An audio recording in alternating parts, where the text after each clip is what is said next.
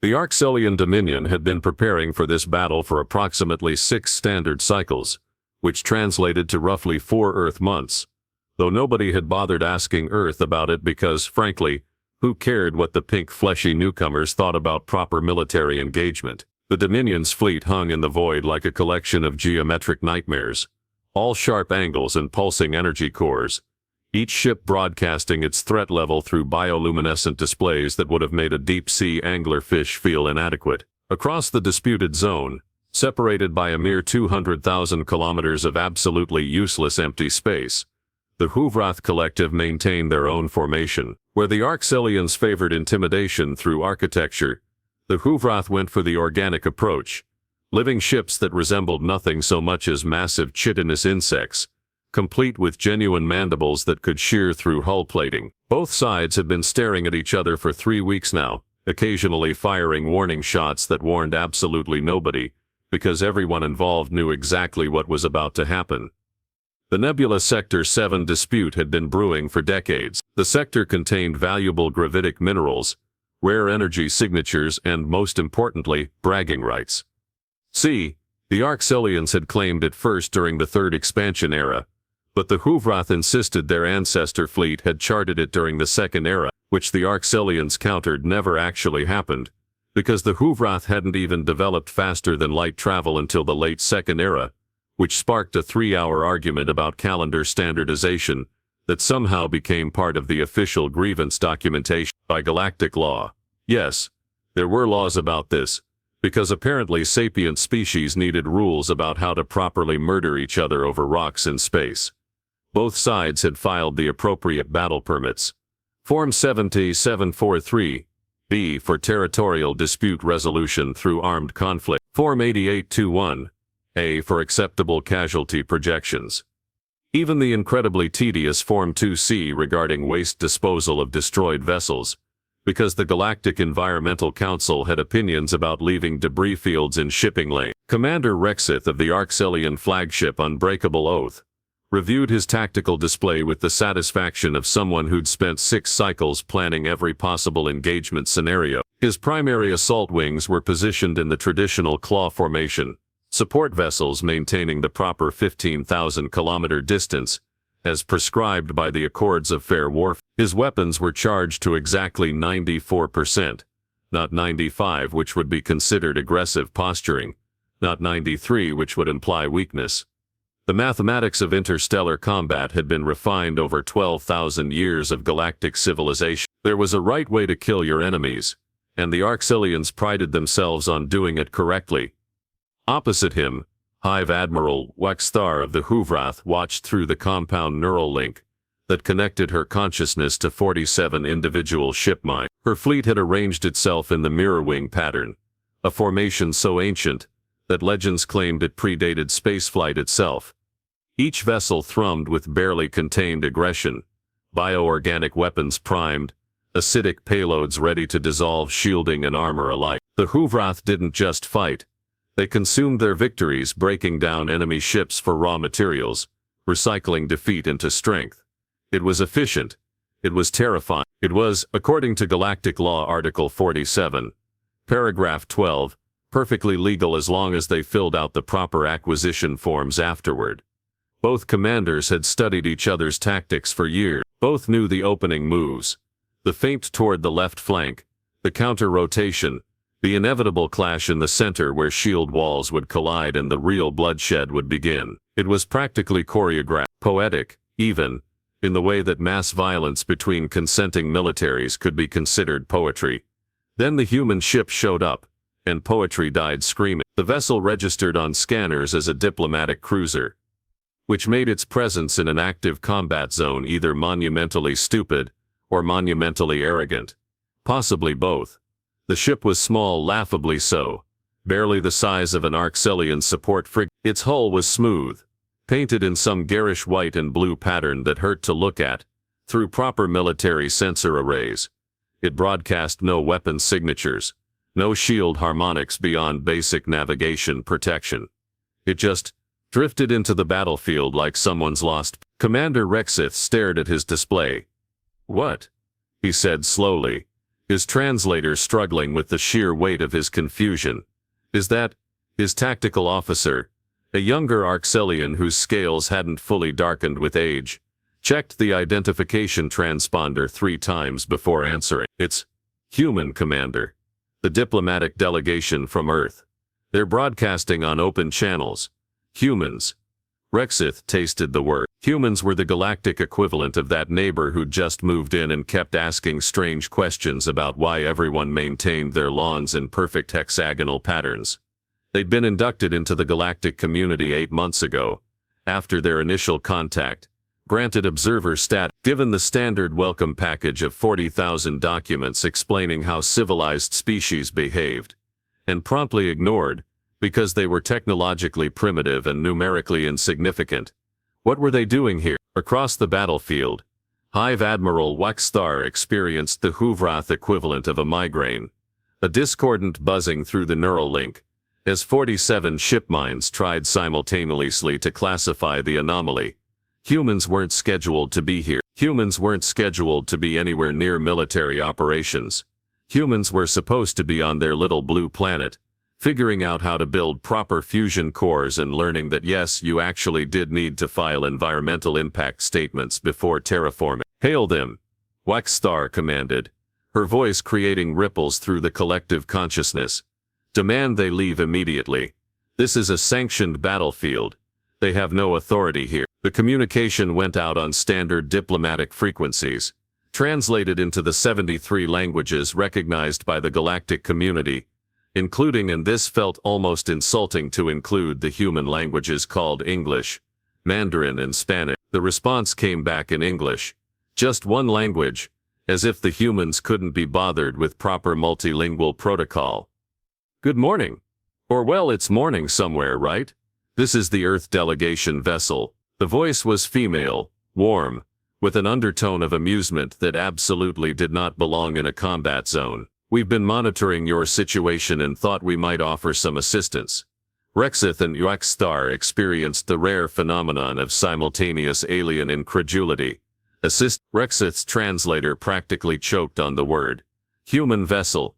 You are in violation of approximately 37 safety protocols.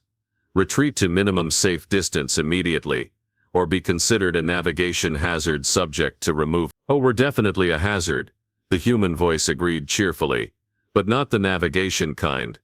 Listen, before you two start shooting at each other, and trust me, we've read the paperwork. Very thorough, really appreciated the footnotes. We have a proposal. Waxstar felt her patience, already worn thin by weeks of pre-combat posturing, finally snap. Humans do not make proposals in active military zones. Humans observe. Humans learn. Humans remain silent and out of the way. Remove yourself before you're removed. Right about that. There was a sound on the channel that took both commanders a moment to identify. Laughter. The human was laughing. In a battlefield. We're going to skip the whole observing thing today. Instead, one of our delegates is going to come out there and have a conversation with both of you. Face to face. Well, face to view screen. You know what I mean. Rexith looked at his tactical officer. His tactical officer looked back with an expression that conveyed they were sharing the exact same thought. Had the humans suffered some sort of collective brain malfunction? You want, Rexith said carefully, to send someone into an active battlefield, where 2 fully armed fleets are prepared to engage in legal sanctioned warfare. You want to interrupt millennia of established military protocol, to have a conversation. The human sounded delighted that he'd understood. Exactly that. Great. I'm glad we're all on the same page. She's suiting up now. Well, not suiting up. She's just coming out. You'll see. Try not to shoot her, okay? That would really ruin everyone's day. The channel closed. Both fleets hung in confused silence, weapons still primed, formation still perfect, and absolutely nobody having any idea what was about to happen next. In the command centers of both flagships, the same thought crystallized. Humans were either going to change warfare, or provide an entertaining cautionary tale about what happens when primitive species get involved in matters beyond their comprehension. Neither commander suspected it would somehow be both. The airlock on the Audacity cycled open with a hiss that somehow carried through the vacuum, or at least every sensor operator watching swore they heard something, which was psychologically interesting and tactically irrelevant. What emerged made approximately 400 military personnel across 2 fleets question whether their visual processing organs were functioning correctly. A human, one human, female, based on the biological markers their scanners could detect. She wore what appeared to be formal diplomatic attire, a tailored suit in dark blue, completely inappropriate for zero-gravity combat environments. No armor plating, no weapon hardpoint, no backup propulsion beyond a small maneuvering pack that looked like it had been assembled from spare parts and optimism. Her only visible protection was a personal shield generator on her belt, the kind civilian tourists use to protect against micrometeorites. And even that was rated for debris impacts, not military-grade weapons fire. She waved, hand moving back and forth in a gesture that presumably meant something in human culture, but looked absolutely deranged when performed between 2 fleets, capable of glassing planets. Commander Rexith felt something in his cognitive processes stutter. Tactical analysis. His officer stared at the readings. She's unarmed, sir. Completely unarmed. No energy weapons, no projectile weapons, no biological agents, no chemical compounds, no gravitational manipulators, no quantum destabilizers. No, I understand what unarmed means. Rexith snapped. Does she? Rexith sir's voice cut across the command channel, confusion making her neural link buzz with discordant frequencies. Does the human understand what unarmed means in a combat zone? The human drifted between the fleets, using her maneuvering pack to position herself at the exact mathematical center of the battlefield, a location that military doctrine designated as the worst possible place to exist during engagement. She rotated slowly, facing first the Arxilian formation, then the Huvrath, as if admiring the view. Then she started talking. Hello, can everyone hear me? I'm broadcasting on all standard frequencies plus a few experimental ones, so hopefully this is coming through clear. Her voice was conversational, casual, the way someone might address a room full of colleagues, rather than hundreds of warships. First, let me say wow, these formations are incredible, very intimidating, really excellent work on the symmetry. You must have practiced the. Rexith looked at his communication officer. Is she complimenting our tactical positioning? I believe so, Commander. Why? Nobody had an answer. The human continued, apparently unbothered by the silence. I'm here representing Earth, obviously, and we've been reviewing your conflict documentation. Very thorough. Really, the level of detail in Form 7743B was impressive. We especially enjoyed the section about estimated casualty projections. Morbid, but honest. We appreciate honesty. This is irregular. Rexith, sir. Transmitted directly to Rexith on a private channel, temporarily setting aside their imminent battle to share mutual confusion. This is beyond irregular. This violates every protocol. Agreed, Rexith responded. Should we remove? Both commanders hesitated. Shooting an unarmed diplomat would technically violate the Accords of Fair Warfare, Article 23, which protected non-combatants in dispute zones. But the Accords assumed non-combatants would have the basic survival instinct, to not float into the middle of active battlefields. Before you two start shooting, the human said, apparently reading their hesitation with disturbing accuracy. I just want to have a conversation. That's just talking. You're both about to engage in legal sanctioned warfare over Nebula Sector 7, which contains valuable gravitic minerals, and according to the documentation, approximately 0.003% of the galaxy's total mineral wealth. Those are your numbers, by the way. Very precise. She pulled out a data pad, actually removed it from her jacket pocket, because apparently she'd brought office supplies to a battlefield, and consulted it while continuing to float. So here's my question, and I'm genuinely curious. How many of you out there actually care about gravitic minerals? The question hung in the void like an unexploded munition. I mean personally, not your governments, not your commanders, Though no offense, commanders, you're doing great, but you individually, the pilots, the gunners, the engineers keeping these beautiful ships running, do you wake up thinking I really hope I get to secure some gravitic minerals today? Or is it more like I hope I survive today, and maybe get a decent meal?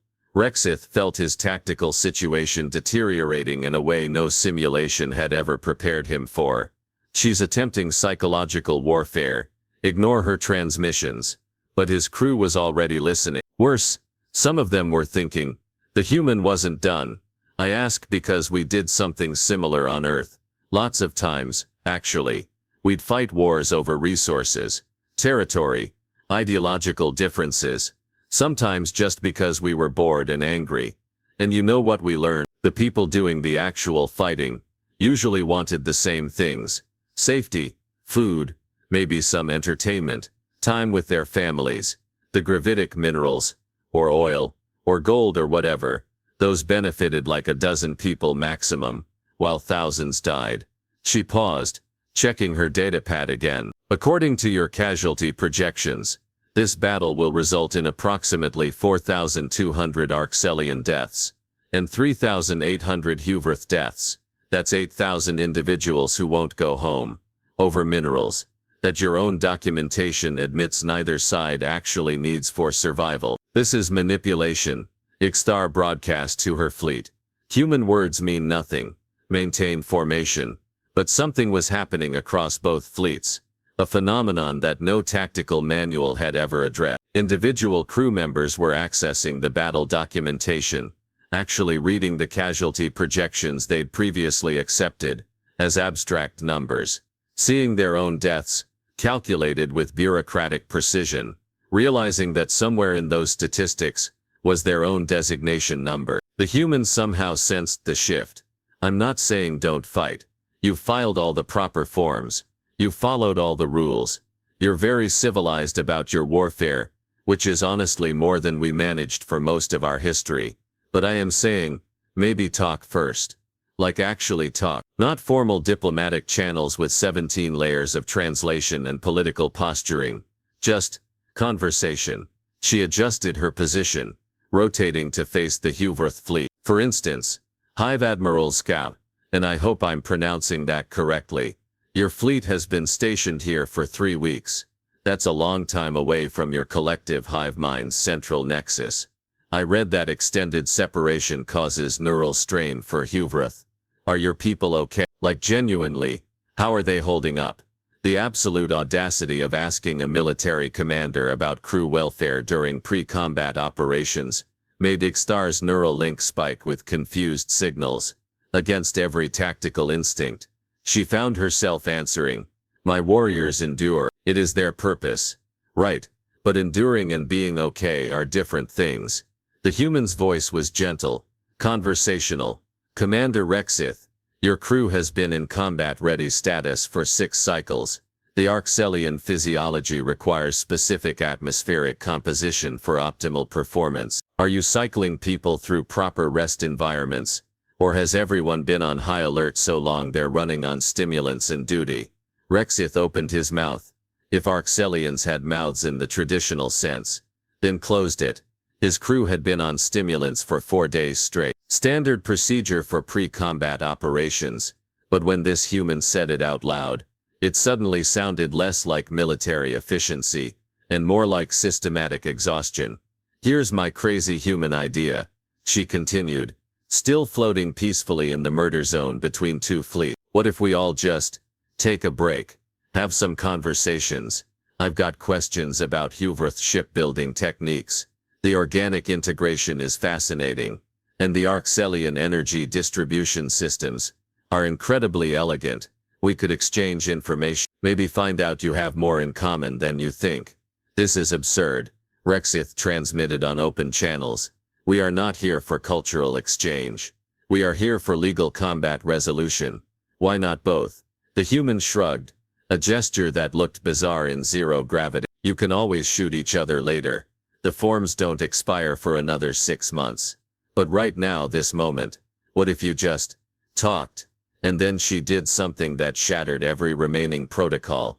She started playing music.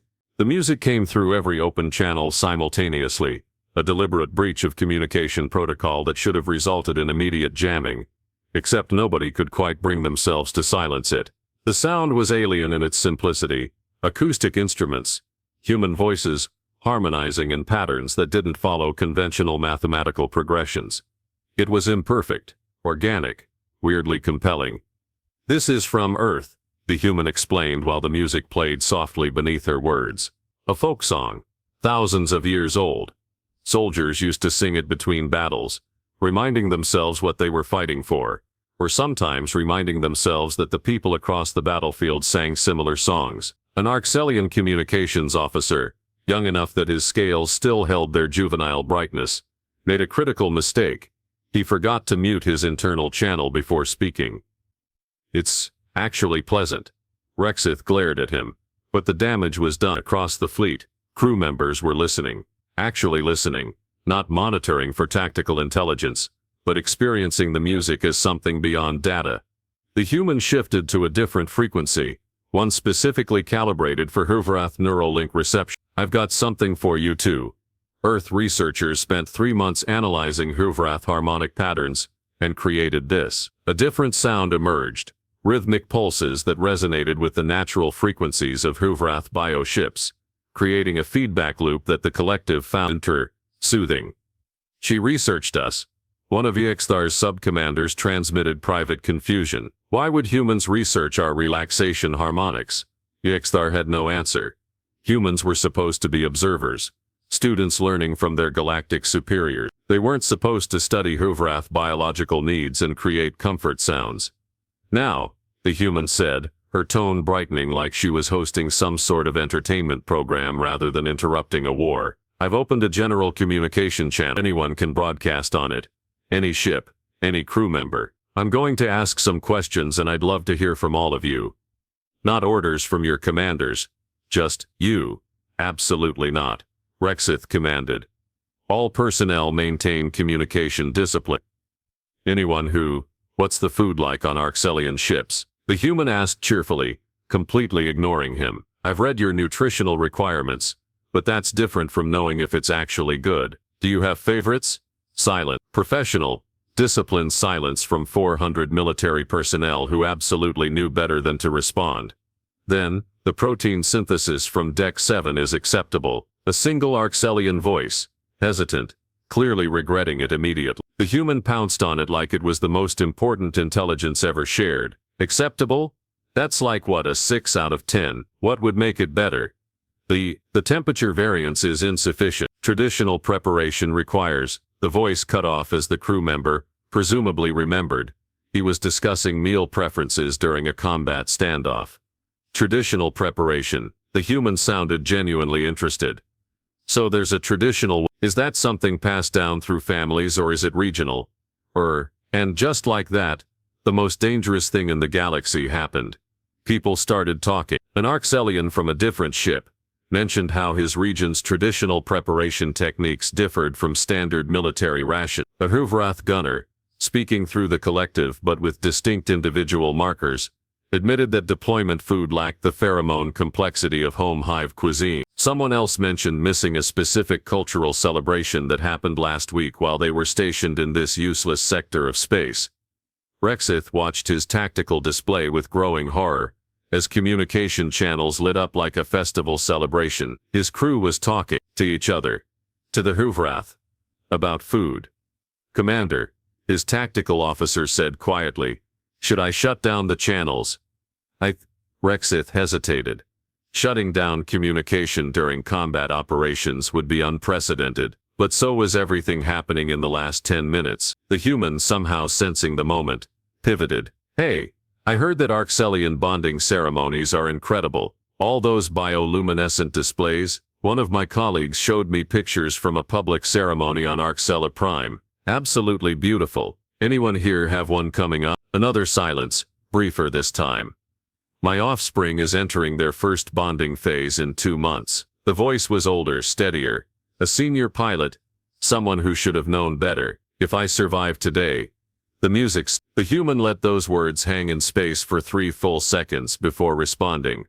Her voice softer now, If you survive today, you miss your kids' bonding ceremony over minerals neither side needs. Does that seem right?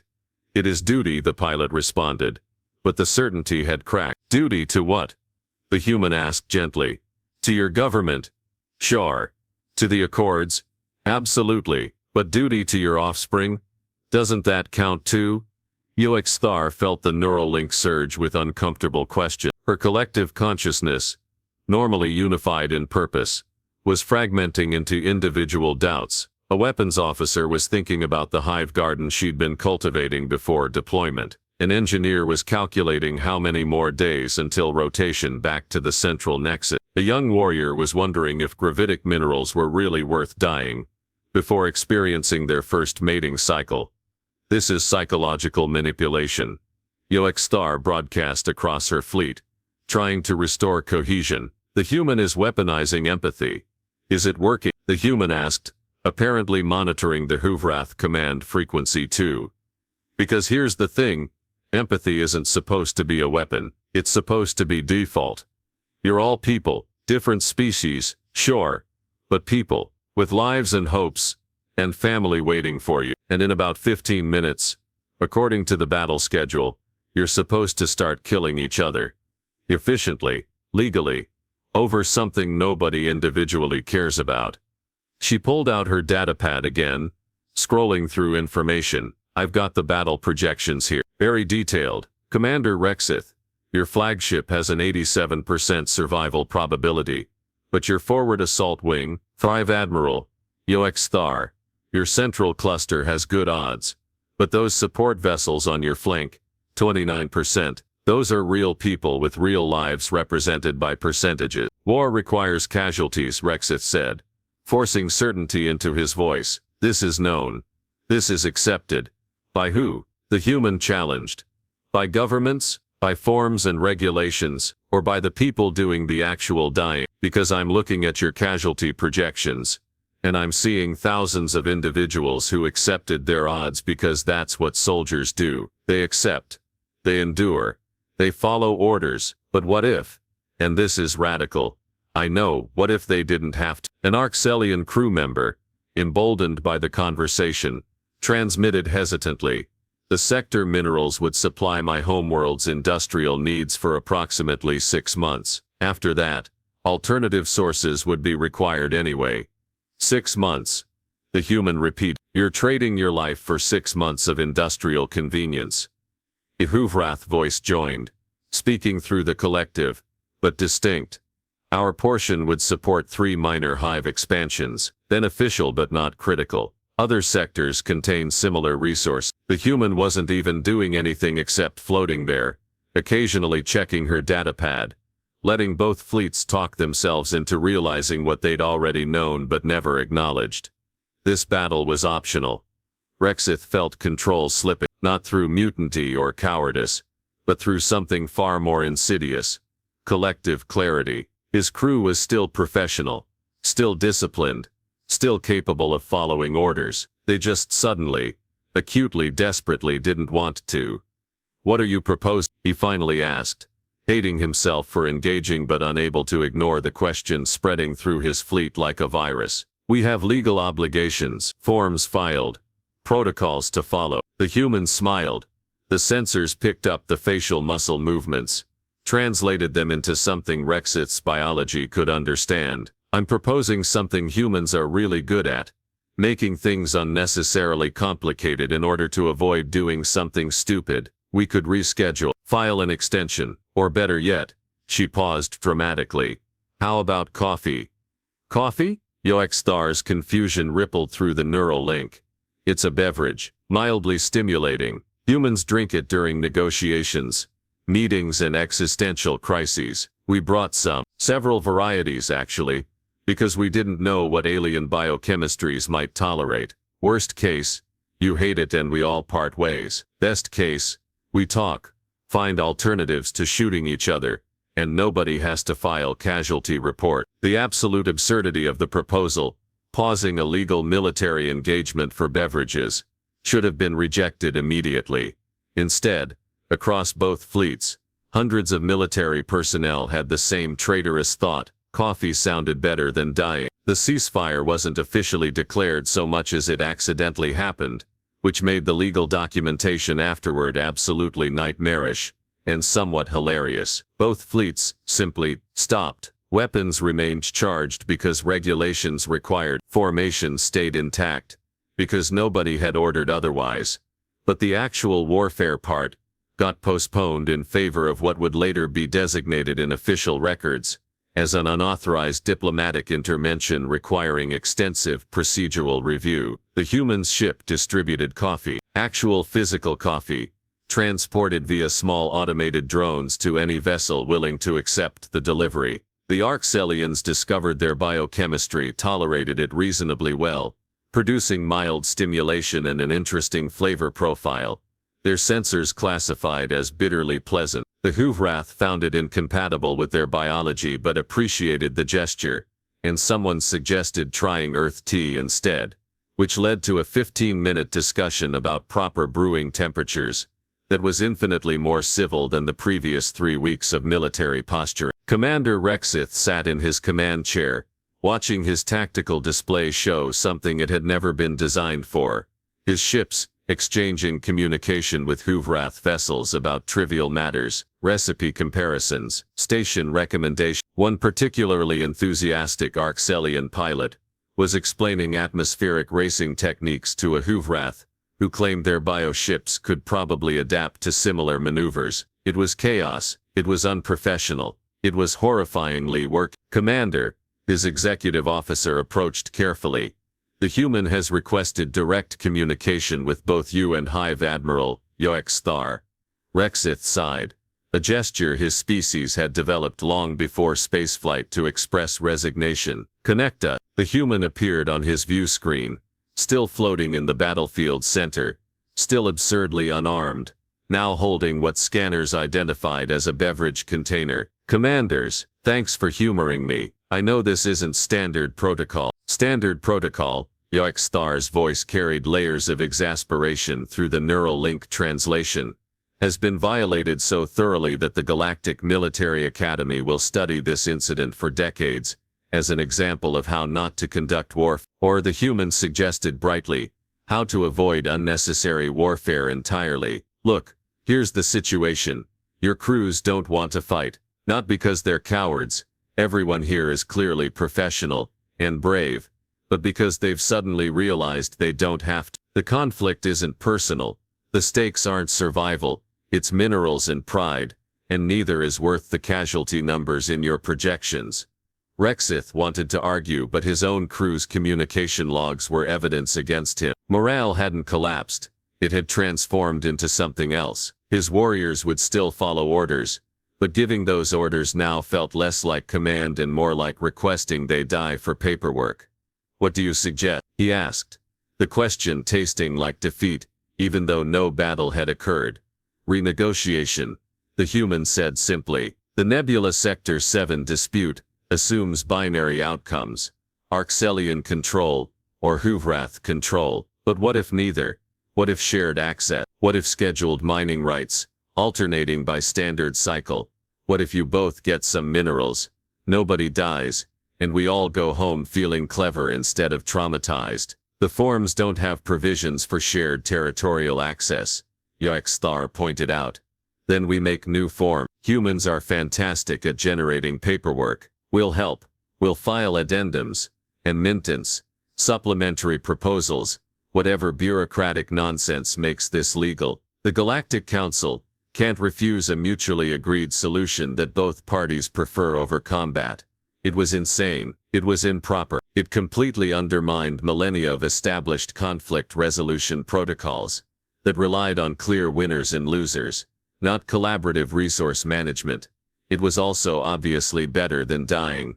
The negotiations took 6 days. The human delegation brought more coffee, plus various earth foods that different species could tolerate. The Arxelians and Huvrath discovered they actually had compatible senses of humor once they started sharing combat stories, not from this battle, but from previous engagements, where ridiculous things had happened. Someone mentioned a navigation error that left a patrol ship stranded in a debris field for 3 days. Someone else shared a malfunction that made their ship broadcast nursery songs on all frequencies during a tactical exercise. Laughter translated through various biological and mechanical systems sounded surprisingly similar.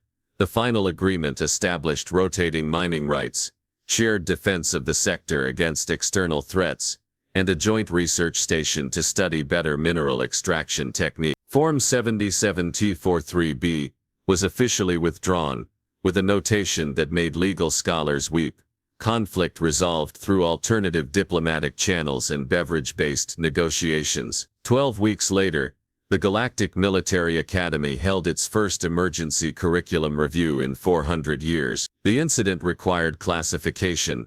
Was it military history, diplomatic studies, or psychological warfare? They eventually created a new category, called human interference patterns, and made it mandatory study for all command track students. The human ambassador, her name was eventually recorded as part of the historical documentation, though she'd never actually introduced herself during the incident, gave a guest lecture. She explained human military history, emphasizing the countless wars fought over resources that negotiation could have distributed peacefully. She talked about how humans had learned slowly and painfully that the people doing the fighting rarely benefited from the fighting, and that talking was harder than shooting but generally produced better long-term outcomes. A Huvrath student asked if humans had perfected peaceful conflict resolution, given their apparent expertise. The ambassador laughed, that same inappropriate laughter from the battlefield. Absolutely not. We still argue, fight and occasionally shoot each other over stupid things. But we've gotten better at recognizing when we're being stupid. And sometimes, we manage to stop ourselves before the casualties start. That's not perfection. That's just progress. The galaxy absorbed the lesson slowly. Disputes still occurred. Battles still happened when talking failed. But occasionally, unexpectedly, someone would remember the Nebula Sector 7 incident and suggest one more conversation before filing the forms. Coffee became a diplomatic tool, appearing at tense negotiations across dozens of sectors. The phrase weaponized casualness entered military vocabulary as both warning and aspiration. Commander Rexith and Hive Admiral Daxar eventually met again at a sector defense conference, protecting their shared mining operation from actual external threat. They didn't become friends. Their species were too different for easy camaraderie, but they developed professional respect and occasionally shared beverages while reviewing patrol schedules. Neither commander ever admitted it publicly, but both privately acknowledged the same uncomfortable truth.